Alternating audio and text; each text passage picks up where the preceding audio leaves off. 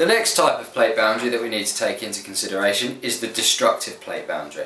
Now, unlike the constructive plate boundary where they're moving away from each other, at a destructive plate boundary the two plates are moving towards each other. Now, usually at a destructive plate boundary we have a piece of oceanic crust and a piece of continental crust. Remember, my oceanic crust is this A-level textbook and my continental crust is this piece of paper. Okay, as those two plates move towards each other, you'll notice that one of them sinks underneath the other one. This is because our oceanic crust is much heavier or much denser than the continental crust. As the oceanic crust moves underneath the continental crust, quite often it causes the continental crust to rise up like that, which can form destructive volcanoes, or composite cone volcanoes as they're called.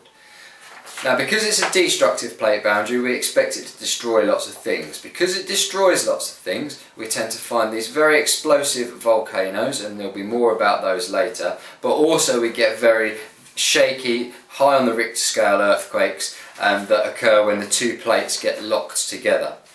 The area in which this plate, the oceanic plate, melts as it goes underneath the continental plate, eventually it's going to hit the mantle.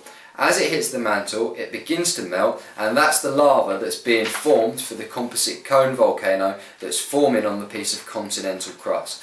We call that area where it melts the subduction zone. Subduction meaning going under, because the oceanic crust is going underneath the continental crust.